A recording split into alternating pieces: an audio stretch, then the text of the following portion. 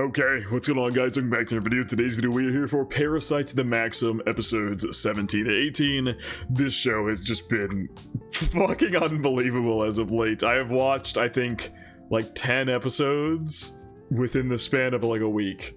I'm so into this show right now. It's so goddamn good. Everything going on with Tamiya at the moment, how they're trying to take her out. That's what we saw at the end of last episode, how Tamiya continues to evolve and question their existence and gain these more human emotions that aren't innately necessary for survival and things like that as she becomes further attached to her child. The Shinichi and Murano relationship kind of falling apart. They had that confrontation where they have officially kind of parted ways, and although I think that was not in the last two episodes. I think that was in the video before that. I've watched so many, I'm getting the episodes jumbled up and kind of where things happen and things like that, but I know what's going on, obviously. Shinichi asked his dad to leave their home because he doesn't know if they'll go for his family in the same way they went for the detective's family. Although, to be fair, they didn't even go for the detective's family, as we clearly found out. They just went in there and the lights were off, so they just killed whoever was in the building, or in the room. They didn't really think twice about it. So the detective has left the being in containment with the police.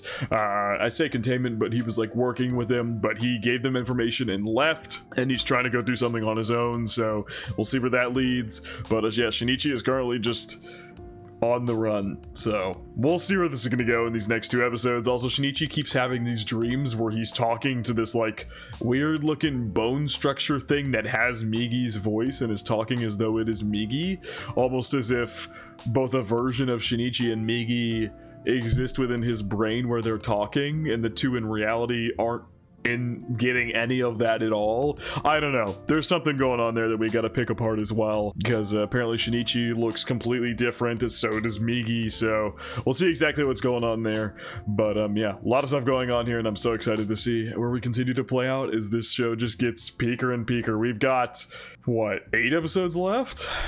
17, 18, 1, 2, 3, yeah, 8 episodes left. So we're in the home stretch here, and let's see where we go. Oh yeah, also we're getting it with that bodyguard. I can't believe I forgot about that for a second. We got attacked by him. That shit was crazy. And he has 5 parasites in his body, with 1 being the main control. But they brought up a Miki, which is one of the other parasites who can't control as well. That twist was crazy good. So we're going to see how we deal with him in these upcoming episodes, as these parasites are beelining it pretty much for Shinichi and trying to find him. I'm just hoping they don't go take Murano hostage or something like that, or take the school hostage, or I don't know what they're gonna do there. I kind of doubt they'll do something that brazen, because they know Shinichi himself is not really giving out information willy-nilly to people, so we'll see. But yeah, we ended last episode with Tamiya being attacked, so we'll see where that takes us. And then also the detective went into her apartment complex. I hope he doesn't do anything to her baby or anything like that, but we'll see. We'll see where we go. But anyway, per usual, feel free to check out the Patreon and Discord. Links are in the description below. As far as the Discord goes, we talk about current anime, past anime, current manga, past manga, and have non-anime conversations as well. And as far as the Patreon goes, you get exclusives and uncuts to all my reactions. So feel free to check out either of those of your own will. Now, further to step straight into Parasyte episode 17. Yeah, picking up right where we left off. Yep, and then talking about animosity and things like that. Yeah, and they keep showing that like red lights in her eyes and things like that, which is interesting. They keep focusing on that. Any others who support this decision? They're just acting on their own. You're like, A.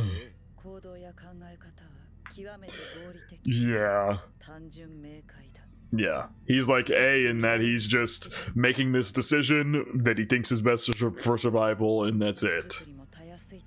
It's for us to create a united organization. Yeah, Because of how logical they think and things like that. Come to possess individual differences of this magnitude. That's true. They're not all just a hive mind thinking just to survive and all the above. They make decisions for their kind and things like that. Yes, they are different individually. He disagrees and thinks Tamiya is a threat, which is an individual thought. You are creating individuality within your species that differentiates you from the other parasites. Quite moved, huh? I mean, she's gonna fight, obviously, yeah. Damn! Whoa! Yo! What the fuck? Tommy is a beast, what the hell? We've never seen a parasite do that, stick in the ground and fling themselves. They're usually such stationary fighters, but we've also seen that Tamiya has two different ways of manipulating her body, which is something we haven't seen in any other parasite at all. We saw that in like episode 4 or whatever, whenever she ended up leaving. She can manipulate and make it sharp, but also there was something else she could do with her hair as well. God, we still have so many questions about how things work in this world too, fundamentally, like... Why are there humans who can sense parasites like Kana? Why does a human like that exist? And just so many more questions. The Adventure of the Dying Detective. Oh god. You're talking about Kamamori, I believe his name was. I might be misremembering that. Okay, they're also flinging themselves around like that.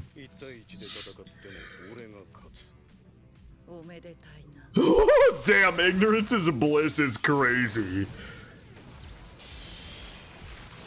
See? Oh, he cut her there, but wait. What?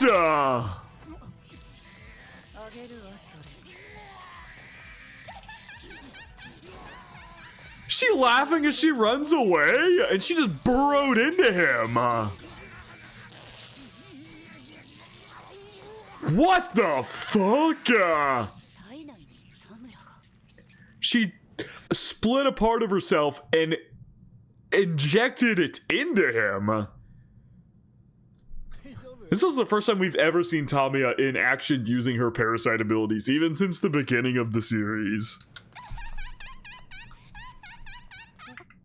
Also, her laugh is so high-pitched. Oh my god! Just missing the top of her head. Running around cackling. Why did you guys follow? Is she gonna be back to normal? Yep. Oh, is that... Huh?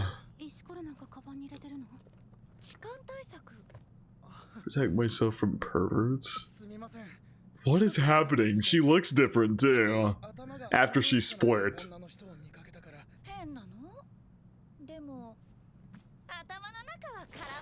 Oh my god, yeah. Her brain is not functioning super well at the moment now that she split herself in half, I don't think. But also the fact that she...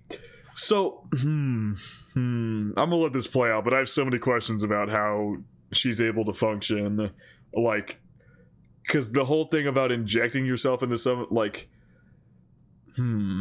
We know transferring is possible. We have seen it happen with Shinichi's mother. We have seen it happen. It is absolutely possible, but it's still very dangerous to do so. Parasites only do it if they're on the verge of death. Yeah. Because she split herself. And you're just gonna leave those humans? So she's literally tearing him up from the inside. Whoa! Oh my god! She gonna... Oh my god! And then she enters into her as well. Jesus Christ! Your buddies are getting pierced up over there. Yeah, she might be a little empty-headed right now, but she is putting in work against your others there.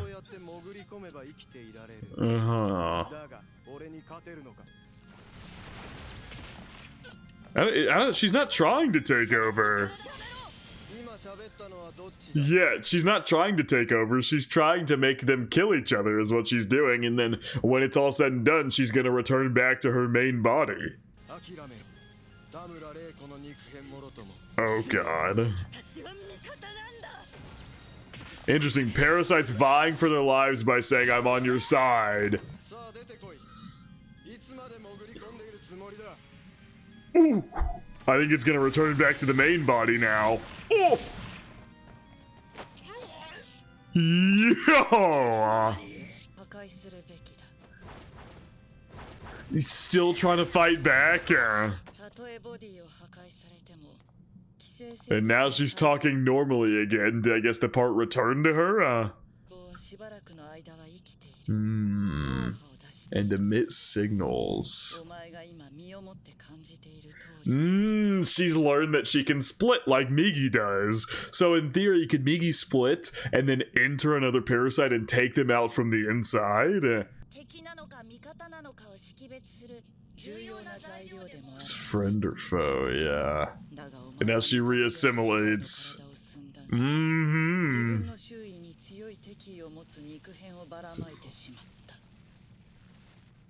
Oh, spread fragments that had animosity when he did that, and so he couldn't sense Tamiya's animosity behind him, her hostility. That's crazy. Yeah, you know, you said she's known for her intellect. Clearly proving it here. Where we come from, where are we going? Like a human might. And he dies. Interesting. Her child is gone. To mother. Come to Hikari Park 1 tomorrow at 5 p.m. Detective Sherlock Holmes. And he broke in while you were out there dealing with all that shit.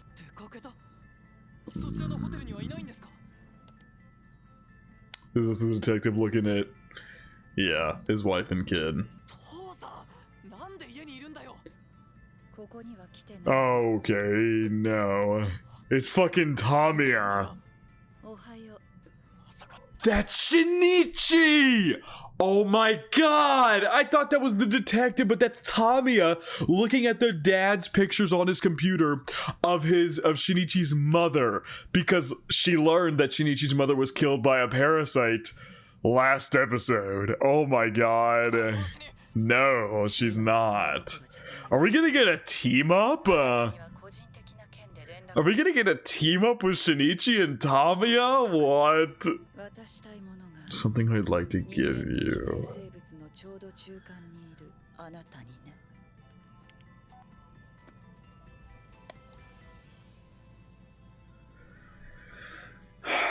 Yep, looking at pictures of his mom there. His mom and her child. Shinichi. Dude, I love how involved Tamiya is getting here. Ooh, and now Tamiya is thinking about her own mother that she murdered because it was Tamiya's mother, but ooh. And the motherly intuition to be able to tell immediately that's not my child. You know, that is interesting. I think your boy Hiroshi, I've been watching the reactions for this series. I'm not caught up on it. I think I'm on like episode 8 or something like that. But they've been consistently pointing out, and I thought about it as well, how it's always women who are able to sense parasites and things like that better. Like a motherly intuition, like Shinichi's mother noticed something was different with him, and then Kana and Murano, Kana's able to sense parasites outright, and then Murano notices something is up with Shinichi, which, to be fair, his whole personality is changing and things like that. But if you were to look, like, it is interesting how it's always a woman who is noticing and things like that. I don't know if that's going to be influential to the plot at all, but they called that out a bunch, and I did kind of realize that as well when they were talking about that. Huh? Oh no! Oh god. Oh my god. She's thinking that this is Shinichi's mother, but no, this is not. This is Tamura, technically, the person she's emulating right now. Do I look that old to you? Damn! The fact that Murano still doesn't know that Shinichi's mom is dead is just, oh my god. This girl is just so in the dark and I feel so bad for her.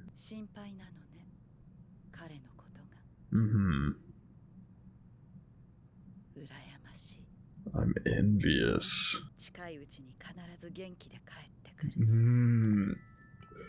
Interesting. This is, oh my god. Show continues to get crazier and crazier. She didn't change that much from Tamiya. That was the whole thing, and the reason that Shinichi and Miki were able to pick out that it is Tamiya still was because she didn't change her name that much or her looks that much. Oh god. All the way back to episode like 6 there. Or 5, whichever one that was. He still hasn't ever really come back since then. I think Murano's thinking that the Shinichi she knew from back then will come back, which I don't know if that's possible anymore for that Shinichi to come back. I don't know if that's possible.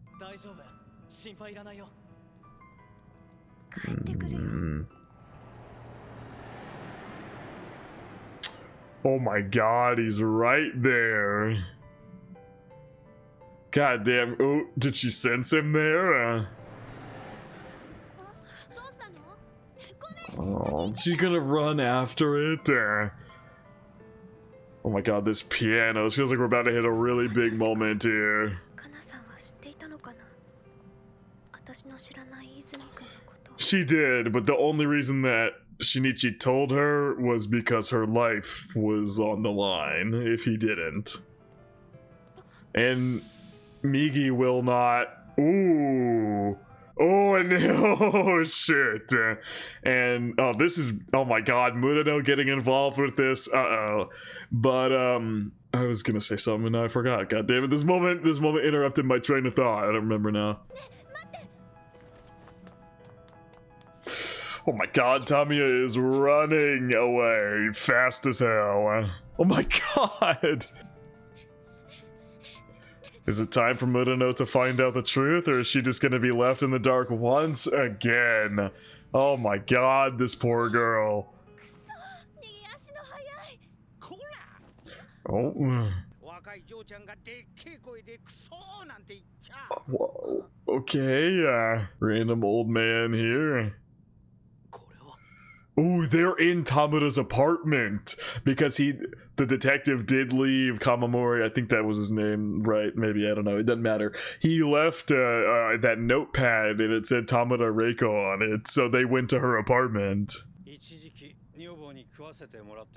Oh damn, he looks different. I don't know why. Maybe character design wise, he just looks different in this scene. Oh, so he was with the baby for a while he got his detective career going.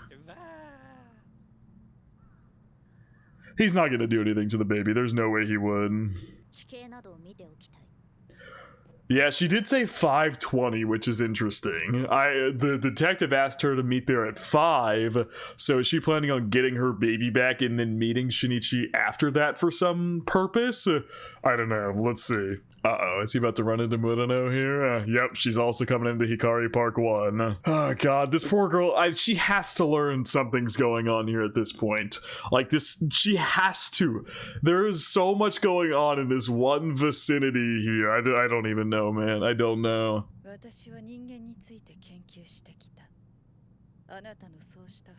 Irrational behavior.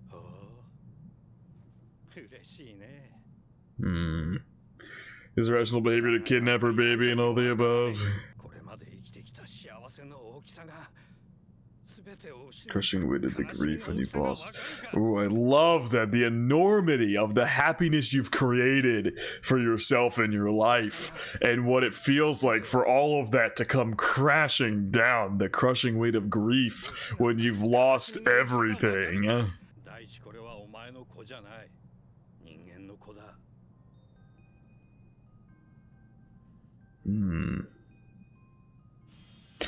There's that sparkle again. What does that mean? This is the first time they have purposefully showed it sparking.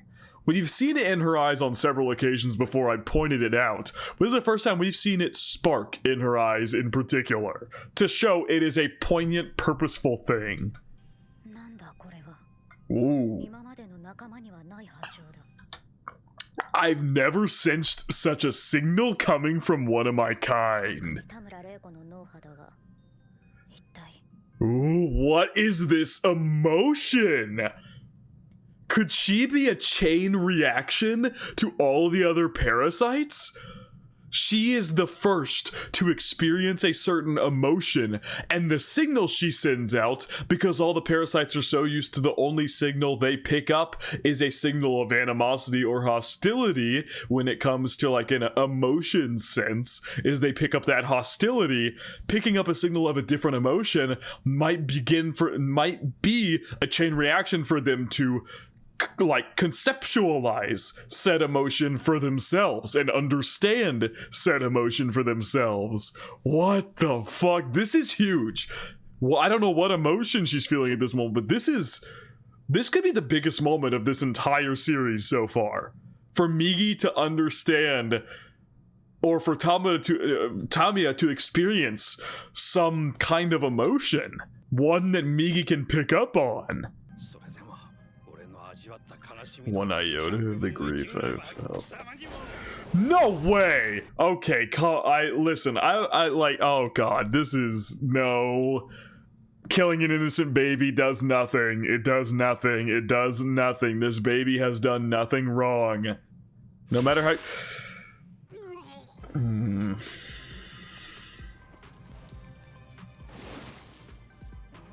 I get it. He's just... in his grief, he is just doing something to make him temporarily feel better, that she will maybe experience an ounce of grief, but then as soon as he killed the baby, he would immediately feel awful for killing a baby. It was just a joke. Was he really never actually going to do it? Oh my god. Would try to protect a baby.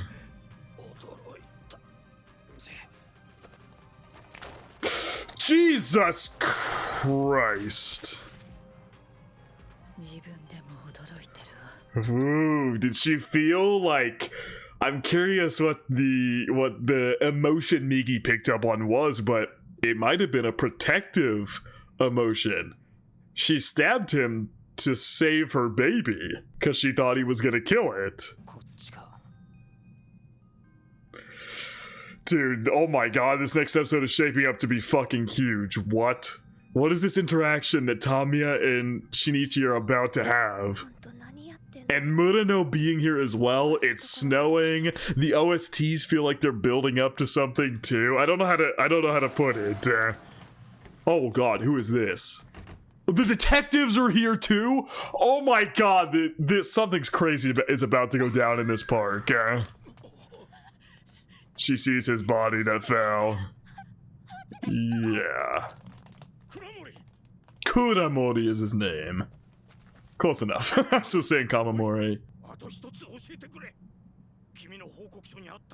Partner you spoke of in your report. It's Shinichi, but... he's a human being. Interesting for Kuramori to come back around and call Shinichi human after what he said to them in their final interaction, where he called him inhuman. He had a small family. It was taken away from him. Oh, he's hallucinating. Ah, Jesus.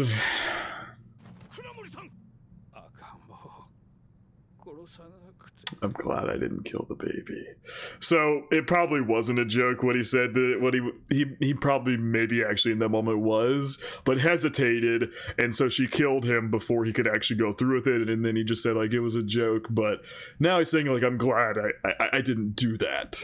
You can die with a good conscience that you didn't do something like that.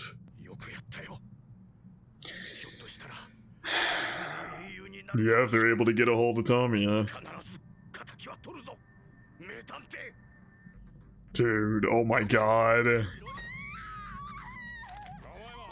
Whoa, wrong person, wrong person, wrong person. Yeah, no, he said there's blood. Oh my god. The snow's building up a little bit here. And there she is. Oh my dude. Yo.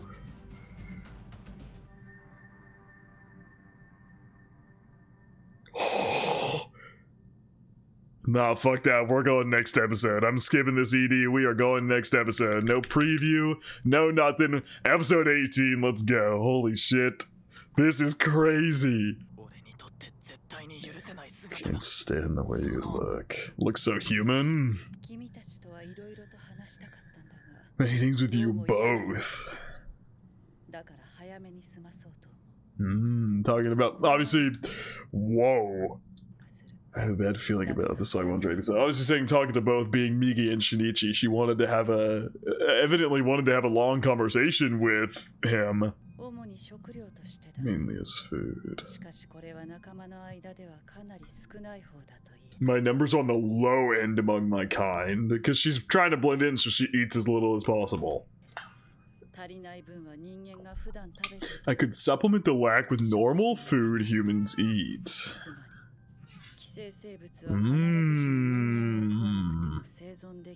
So basically, they've been able to eat human food and be fine all along, which makes sense. It's still a human body. A parasite has just infected the brain and taken over. You're still functioning and piloting a human body.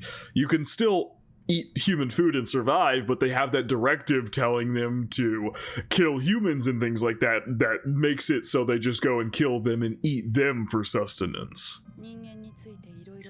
Also done much research on humans.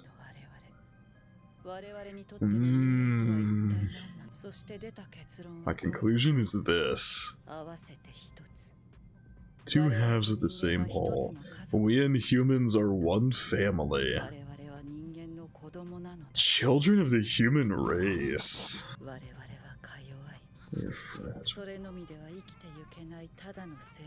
Talking about parasites.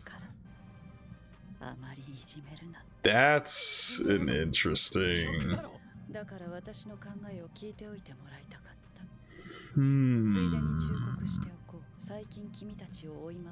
And who recently pursued. You would have died. You would have been dead. Yeah, you'd be dead several times over. That I created through experimentation.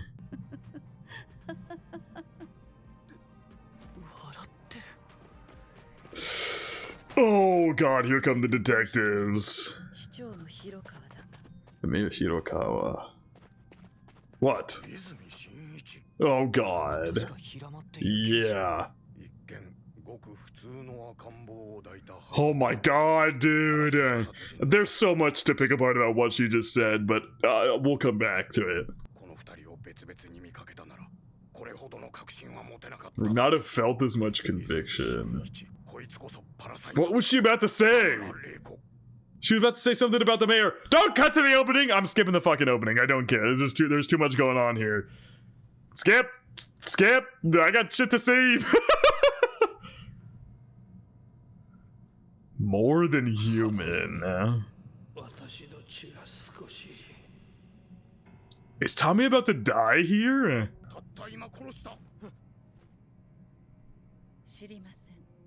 I don't know what you're talking about, huh? Ikeda.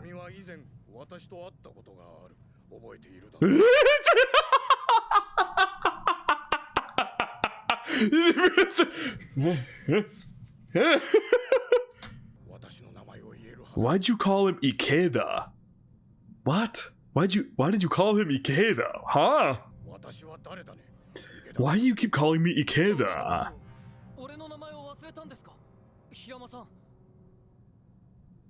Oh, he's trying to test him if he's a parasite or something. Okay, I see. Because he's trying to see if somebody like took over Shinichi or something, I guess. That was a very quick test there. I guess he was trying to confuse him and see how he reacted with his emotions and things like that. Because Shinichi was immediately like, and he's like, "Are you forgetting my name?" And then so that gave him the clue, and he was like, "Okay, that's too much. That's a lot of emotion. That's a human." No, Jesus. Whoa. That is the most emotion we've ever heard out of her, but she's acting out of survival at the moment. You're gonna actually shoot? Oh god. Oh my god, and Murano heard that as well. Jesus Christ. Did he actually shoot her? You were correct. And she just spit the bullet out! That's crazy. I mean, because we know at this point that you have to hit the human parts if you want to kill them. Oh god, and she's just letting them light her up. Oh, and she's just taking all the hits and protecting the baby. Wow, some of these shots would be hitting the child. Is she actually go? What the fuck? What if? Oh my.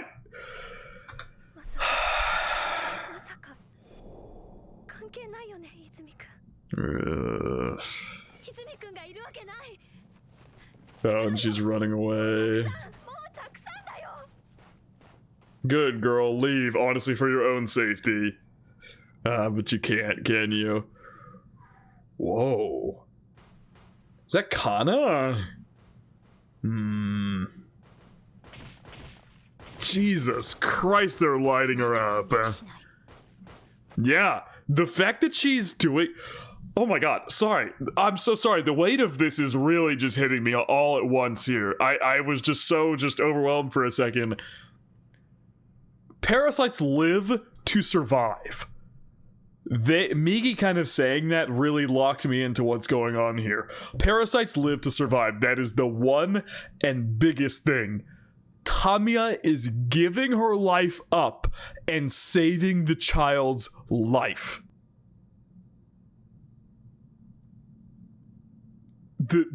Oh my god, the implications of this are absolutely insane. And then we still need to figure out what that emotion that Migi picked up from Tamiya, the signal she put out.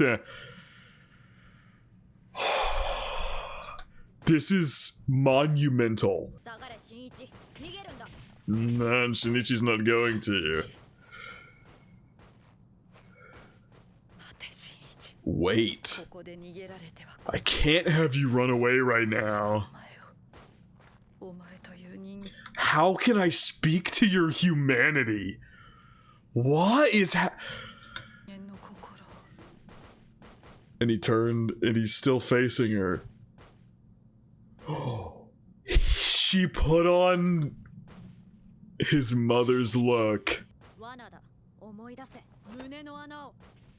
What is her plan here?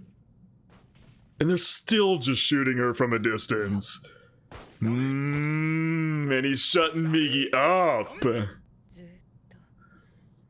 Obviously, the whole point there was she was trying to get his attention to tell him to stay. She was not trying to manipulate him or anything like that. She was just trying to, in whatever parasite way she possibly could, get Shinichi's attention to stay. But why?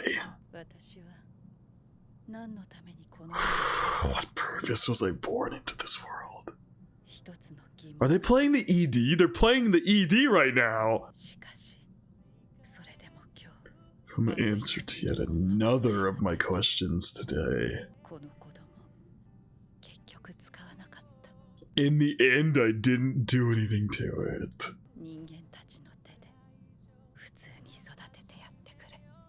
And she wishes for it to have a normal life. And she said this. Oh my god.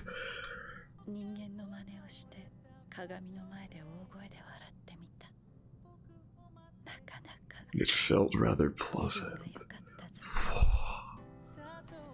Oh my god. And that's it.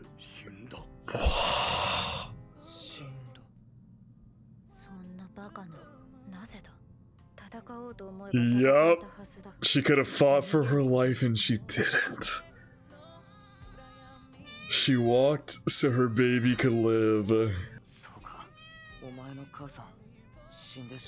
Yep, and Shinichi genuinely calls her the baby's mother. I'm so floored. This is... Holy shit. Where do you... Oh my god. I have so much I could say, but also nothing to say at the same time. I'm at a loss of words. Mom is dead. For the first time, is Shinichi going to confront the feelings about his mother?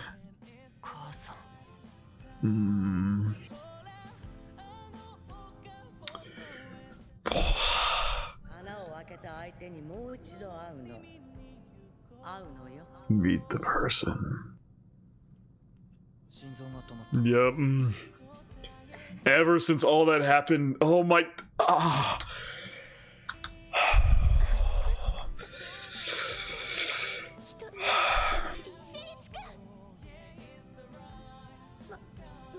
Holy fuck. This is... Everything since episode 5 has built up to this. Oh my god, just every... I'm gonna go back over all this, don't worry.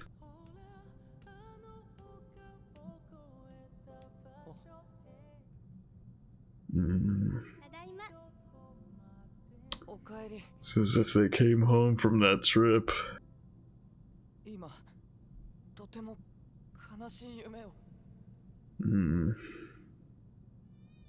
And for the first time, tears well up in only his left eye. Shinichi.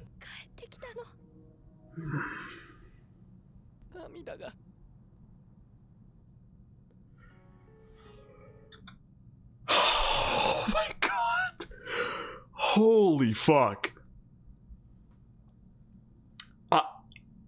Where do I even begin? The amount to process about what just happened. Oh my god. Oh my god. Oh my god.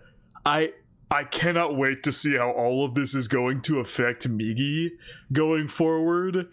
And just Murano with Kana, like I believe that was Kana, like basically telling her to come back, and oh my, just it's like she sensed it in a way.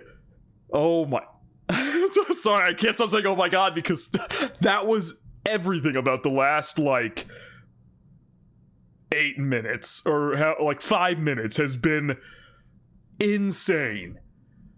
Oh my god, just a chain reaction. It started with... Where do I even begin with this? I don't even know where to start. Oh my god. I've been saying this from the very beginning. The only so I was right.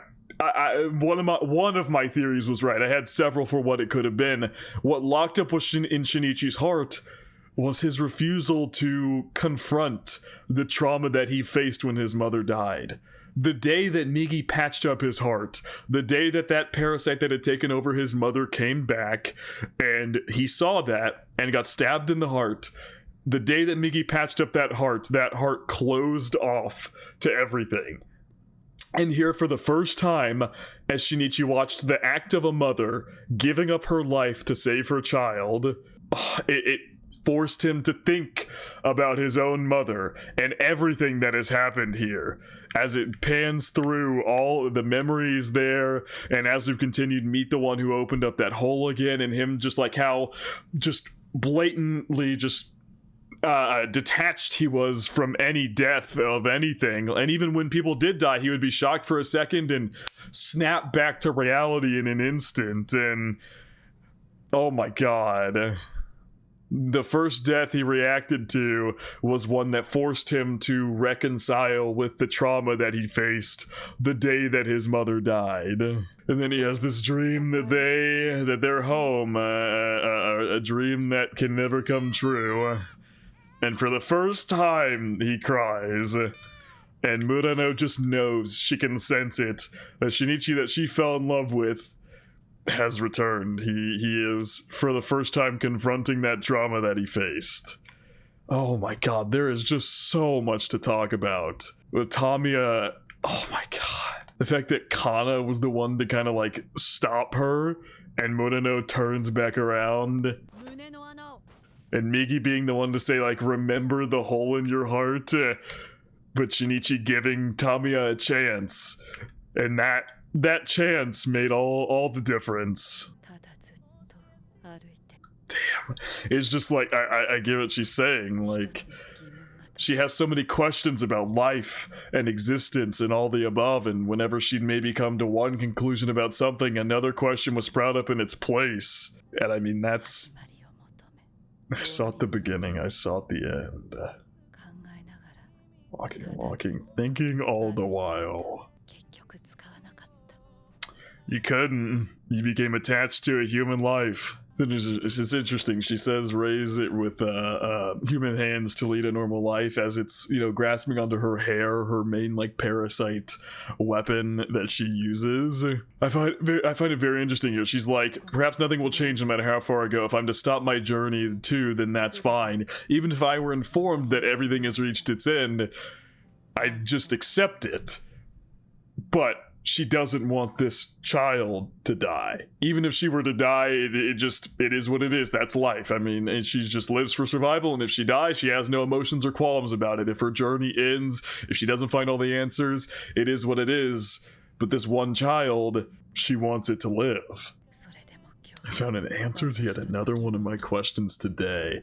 I'm assuming it's like what she's feeling towards this child. That question of, why haven't I experimented on this child yet? What am I doing with this child? Why am I keeping it, and all the above? And the answer to that question is you love it.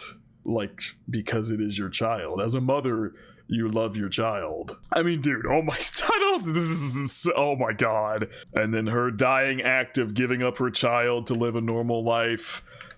As a parasite who has killed people and all of the above, and just this one final act, and oh my god. And she said doing and imitating that human emotion felt nice. It's not something necessary for survival, laughing or something like that. That has nothing to do with her survival, but it felt nice in the end. It felt good to laugh. No matter what she might have been laughing at the time, she experienced that human emotion of laughter and how good it made her feel. I truly, oh my god. Well, Tamiya's character arc has been nothing short of absolutely phenomenal. And her saying thank you and all that, just her saying thank you to Shinichi. And Migi just being so confused. Migi being like, that's one of my kind, that's a parasite. And yet she just let herself die for the sake of this baby. In a way, atoning for her crimes, for all the people that she has killed. In the end, she did one good act and saved this baby's life. One human act. Yep. And Migi just can't fathom it. Yep, of course, your mom is dead, and the wave that triggered for Shinichi.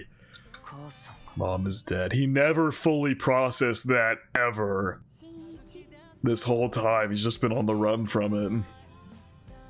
I can't stop going over these scenes. Oh my god. Truly, this has been built up since episode 5. This is the conclusion that has built up since episode 5. Oh my, it's just, and what a fucking payoff. We still have half an episode left. I want to go to what Tamiya was saying in the beginning as well. You know, it's interesting. Okay, I was just thinking about it because, in a way, parasites aren't that different from humans. Hear me out. Parasites go and infect a human, and what are they at that point? They're effectively babies. Babies have no moral compass, no sense of emotions. They just... everything a baby does is for survival. The reason they cry is to get the mother to give them food, or one of their needs to be met when they cry, or things like that. And so parasites, they're just babies. Everything they do is for survival, and that is it. They can learn as much as they want by like learning to read or all the above, but emotionally they are just babies.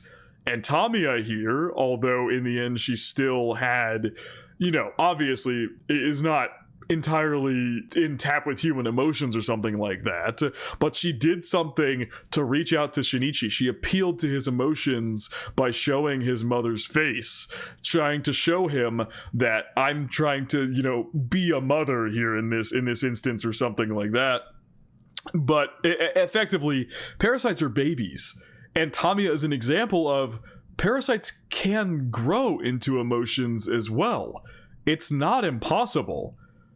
If we consider the fact that the way a human baby grows up, they grow into their emotions, they grow into their morals and things like that as they begin to understand themselves more as they grow up. In that way, parasites aren't that different. They just got thrown into a fully functioning brain that needs nothing more than survival, because that's what their parasite initiative is telling them. Survive, eat, all the above. But Tamiya here, who as she continued was innately kind of a little bit smarter until she began questioning and things like that, and in the end developed a sense of motherly protection and love for her child. I could be wrong and missing the mark here, but this really feels... it's interesting, I'll put it like that. In the same way that a child grows up and learns, Tamiya here was learning as well. She laughed, imitated a laugh, and it felt pleasant. So guess what happens when you feel something pleasant like that? You're gonna start doing it, not in imitation, but genuinely laugh. And notice how when she laughed in the mirror, since that point she laughed several more times after that. And I don't think those were just imitations of humans. I think she was laughing because she liked the feeling of laughing. They learned something is pleasant and nice in the same way that a human would, and they want to keep doing it. I mean, it's just... I don't know. I could be maybe missing the ball here, just talking out of my ass, but it really feels like parasites, when they first take over a human, are the equivalent of like a baby. It's just survive, nothing else. You need nutrients, get it to survive, nothing else. And they can't fathom human emotions and things like that, but the longer they spend around humans, the longer they spend around their peers, because they have nobody to raise them. It's not like they're being raised by a mother and a father who teach them these kind of things, or because, you know, babies are big on watching their parents, and where they get a lot of their emotions from and things like that is watching their parents, and they see that and imitate that and learn from that. In the same way, a parasite watches the humans around them, sees a human laugh, tries it out for themselves, and then realizes that's something they might enjoy. Or Tamiya here being with this baby has led her to have these emotions from being attached and connected to this baby. I don't know. I'm yip-yapping at this point, but it's just really interesting. I think I feel like I would equate parasites to none other than really a human baby, kind of. And then she says, you know, that it is entirely possible for parasites can survive without eating humans. Yeah, because we know Hideo said that to Shinichi, that they were trying to find that, but then he went and killed humans anyway.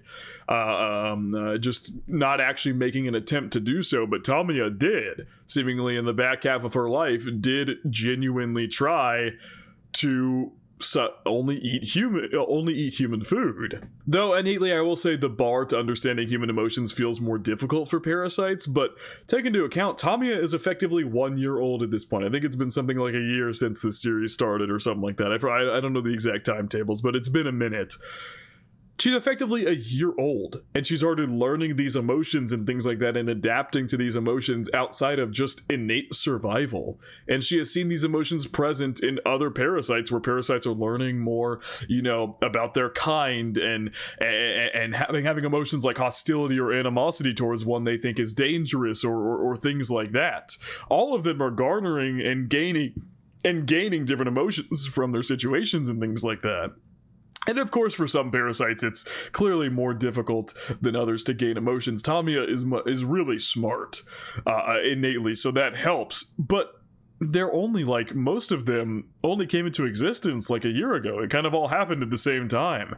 None of them are very old. If we're putting it in the timetable of a human baby can't do jack shit at a year old. They still really can't do much of anything, but they're learning and growing and things like that. I really don't think it's that far-fetched to say parasites are not that much different from humans. They're born and they have to learn what it's like to be a human, what it means to exist outside of just innate survival for food. Let's continue with what Tamiya says, because I think it kind of ties in a bit here with what she says. What she says. And what are humans to us? We are two halves of the same whole. This is effectively what I'm saying. They aren't that different. The issue is that saying you're part of the same family is kind of hard to conceptualize when, for one to exist, they have to take over a human. They can't exist without a human host, basically. To add on, I'm sorry, I'm yapping so much, but this is just such a monumental moment for this point in the series, I feel it's necessary too. Think of it like, if a human baby brain was thrown into an adult body, what would happen with that? If said baby was only able to comprehend, like, its innate survival, then again, parasites are innately more smarter in babies in terms of, like, survival. They know how to function a human body and things like that as soon as they take it over. But just mentally, take a human baby and throw it into an adult body. It's not that different from parasites, in all honesty. Parasites are able to learn quickly, maybe, but like I said, emotionally wise, it's not really that different. They're born into a human body, they take over the human body, and their first instinct is eat, survive, which, I mean, that's what a baby does, no? I don't know. This could be a little far-fetched what I'm saying, but it does kind of fall in line with what Tamiya's saying as well. I don't know, there's so many different angles to look at it and things like that. And I'm just kind of talking off the dome here, so I might have more thoughts as we continue throughout this episode, but I don't know, it's interesting. I'm trying to understand the point Tamiya is making in a way. We're fragile. I love how she says we are fragile and then we are merely a life form that cannot survive on its own when talking about a human baby, because yeah, human babies, if you birth a baby and then just leave it, it'll die like really quickly. They are not like another species where the species is immediately on their feet really quickly. I mean, just take, I've been really into Umamusume, so I've learned a good bit about horses recently. Horses stand up within their first day of living. And there's other species out there as well that have a baby, and the baby needs to be able to function as soon as it's born. And I feel like I'm just parroting the same ideas at this point, just saying them over and over and over again. But I was going to say... Well, I had an idea for what I was going to say, but I think it was just going to be something to the tune of, I think, something I've already said, in that, like, Tamiya has only lived for a year and has harnessed a decent bit of human emotions, so... I don't know. I think I've already said that, though, like 1,000 times at this point. I need to let the episode play out, but these scenes are just so important. Don't bully us, though, is interesting. Because Migi said, and then... I feel like there's more to elaborate on that. Maybe Migi and Shinichi will talk about it later, possibly. Okay, and she's just warning him to not fight him because he'd be dead. And she's laughing here. Okay, let's continue the episode now. I've yapped so fucking much. There's probably things I'm missing, symbolism here, and overall ideas that I'm missing, but we'll get there eventually. Yeah, you confront the reality, the regrets, the grief of what could have been your parents returning home like nothing was wrong, and how that's a reality you never get to see. That's a part of grieving, is when somebody dies or you lose somebody or something like that, you think of the reality where they lived and what that could have been like and things like that. And that's what Shinichi is doing here. He's imagining if that never happened and his parents came home. All the police just so confused. They're just like, oh, what just happened? And Murano could just tell. She could just sense it. The Shinichi-kun that she knew before he left that day that his mother died is back. Oh boy, cleaning up this situation is quite... Ish. It's interesting how she just deflated. She just died like any other human would. She didn't try to go out in a final attack her head in some weird shape. She died looking like a human, although obviously it looks a little bit odd because a parasite dying, the like facial the muscles or whatever all like flatten out, but she died looking like a human with a human face on. Oh, they're over there talking to Murano. Hey, it might be time to fill Murano in on this situation and what the hell's going on. Maybe now Shinichi will be able to open up to her about his mother. Oh, they're taking...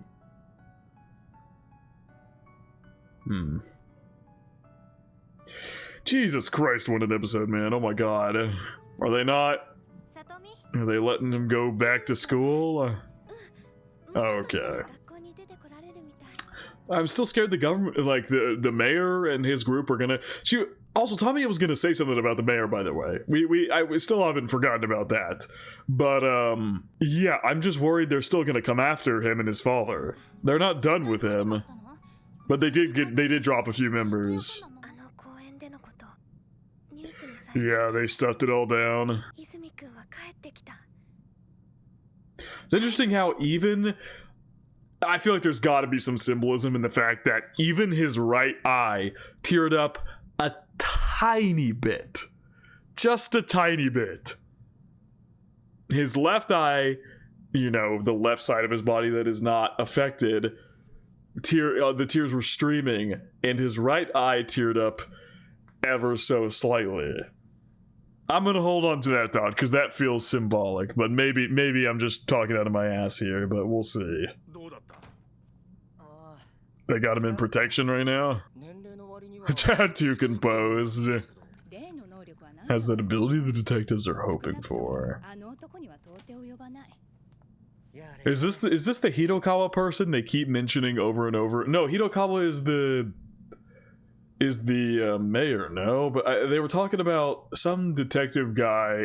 Was it this old guy that Kuromori wanted to get into contact with? Who are they talking about? Okay, I don't know you in context to this series, but I do in fact know a certain meme with this guy. So is this the guy they're talking about? So it's nobody that we know. Okay, good to know. Some prison inmate here. Is he a parasite? What is going on? You're finally gonna believe what I have to say.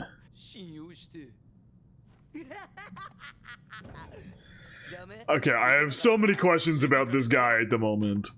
Already. Yeah. So he's still very good at calming his emotions, but the hole that was there in his heart left by his mother is slowly being patched up. It's not going to be an immediate thing. Yeah, I recognize this guy. I'm just waiting for that lock-in. I don't know the context of it at all, but we'll see.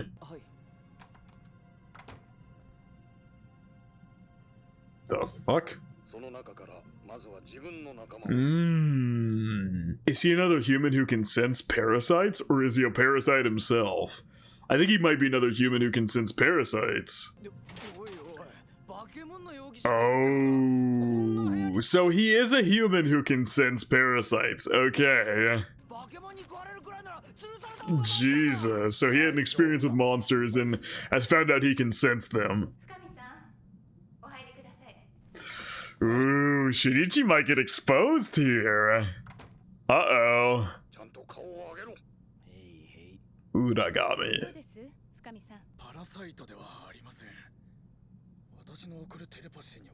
Slightly to my telepathy? What? So these other people they think who can sense parasites?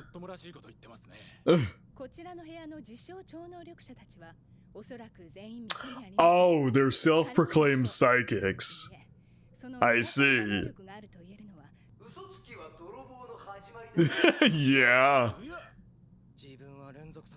Oh, he says Uragami is a serial killer. Okay, interesting. Yeah. Yeah, that's your issue. Is he cranking it out? Bro! Bro, that is fucking insane. He's cranking his fucking hog right now.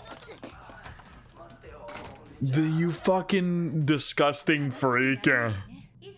Well, Shinichi is the very last one. I think I know. I think I might be able to pick up on the context of a certain lock-in scene now. I just might be able to pick up on the context to that now, with the Shinichi being the one to lock in and he can sense parasites.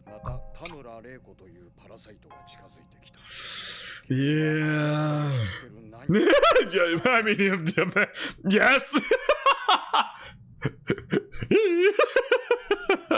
Perhaps you have an ability to tell them apart.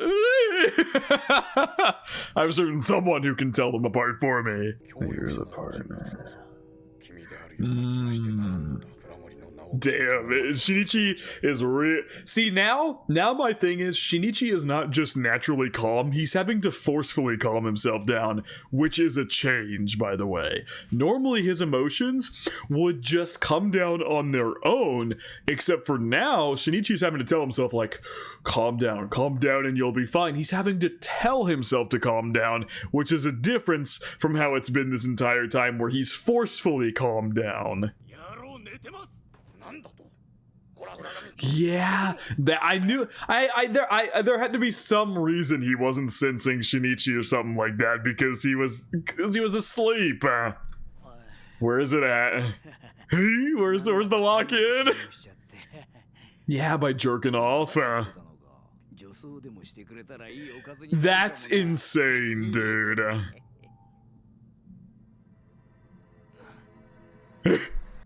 There it is! I know the context now! I get the meme! Uh-oh. Tell him to look me right in the eye. Shinichi. This man can sense parasites. Oh, God. Dude, holy fuck, what an episode. Oh my god, that was since episode 5, so that was 13 episodes in building to this point. The first half of this episode. 13 episodes in building up to what happened at the beginning of this episode. Oh my god. And now Shinichi is going to get exposed here because they found somebody who can tell parasites, who can tell who parasites are and things like that. Dude, this show somehow just gets better and better and better. Oh my god. Ooh, the ED changed.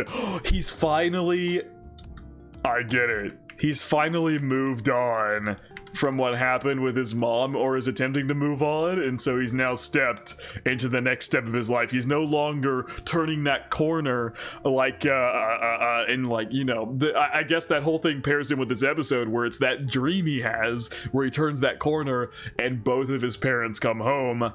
He's confronted that trauma now and is attempting to get over it, and so he enters the next step of his life now. Damn. So yeah, they changed the ED for that, and then I'm assuming it's just preview, right? Yeah. That was peak. Oh my god. I think I've said more than enough for this episode. There was so much yapping done earlier. Like I said, there's totally possibly shit that I missed or I misunderstood, but I was just talking off the dome and just throwing out ideas and everything. Some things are obviously not going to stick and things like that, and I could be wrong in many areas, but I'm just throwing ideas out and things like that for how Parasytes act and how Tamiya's impact here is going to have, not maybe just for Shinichi, but for understanding Parasytes as a whole and all of the above. So anyway, this was an utterly incredible episode. What an incredible character Tamiya was. Holy shit, her character arc was so good, and just so I love how show don't tell it was of her evolving over time and things like that. Was so good. Oh, it's so good. Everything about this show is absolutely incredible, and I'm still waiting. I know we were sent immediately into this interrogation scene here, so we don't really get time for Shinichi and Migi to talk, but I still await when Shinichi and Migi are going to sit down and talk about Tamiya, because I need to see how that is affecting Migi, because Migi was so shocked by everything going on, and what Tamiya said at the very beginning of this episode had him going, and so there's a lot to unpack there with what Migi's thinking and how this could evolve with Migi. So a lot of stuff going on. 6 episodes left of this show. I could not be more excited to wrap it up here, but also sad. I'm so happy it is a conclusive 24 episode show, but I just don't know where we're gonna go in these last 6 episodes to finish the series. We'll find out though. But I think that is going to wrap it up for my reaction to Parasyte the Maxim, episodes 17 to 18. I hope you guys did enjoy, and I hope you all have a good day.